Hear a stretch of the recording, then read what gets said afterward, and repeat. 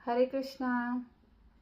श्रीमद् भागवत गीता अध्याय 1 अगला श्लोक। एतान् हन्तुमिच्छामि घ्नतौ अपि मधुसूदन अपि त्रैलोक्य राज्यस्य हेतोः किं नु मही कृते। संबंध। सेना में उपस्थित शूरवीरों के साथ अपना संबंध बतलाकर अब अर्जुन किसी भी हेतु से इन्हें मारने में अपनी अनिच्छा प्रकट करते हैं। हे मधुसूदन, मुझे मारने पर भी अथवा तीनों लोकों के राज्य के लिए भी मैं इन सबको मारना नहीं चाहता, फिर पृथ्वी के लिए तो कहना ही क्या है। प्रश्न।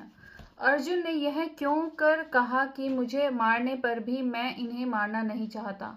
क्योंकि दोनों सेनाओं में स्थित संबंधियों में से जो अर्जुन के पक्ष के थे, उनके द्वारा तो अर्जुन के मारे जाने की कोई कल्पना ही नहीं हो सकती।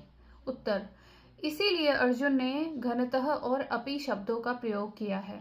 उनका यह भाव है कि मेरे पक्ष वालों की तो कोई बात ही नहीं है, परंतु जो विपक्ष में स्थित संबंधी हैं वे भी जब मैं युद्ध से निवृत्त हो जाऊंगा तब संभवतः मुझे मारने की इच्छा नहीं करेंगे, क्योंकि वे सब राज्य के लोभ से ही युद्ध करने को तैयार हुए हैं। जब हम लोग युद्ध से निवृत्त होकर राज्य की आकांक्षा ही छोड़ देंगे तब तो मारने का कोई कारण ही नहीं रह जाएगा, परंतु कदाचित इतने पर भी उनमें से कोई मारना चाहेंगे तो उन मुझे मारने की चेष्टा करने वालों को भी मैं नहीं मारूंगा। अगला प्रश्न। तीनों लोकों के राज्य के लिए भी नहीं, फिर पृथ्वी के लिए तो कहना ही क्या है। इस कथन का क्या तात्पर्य है? उत्तर।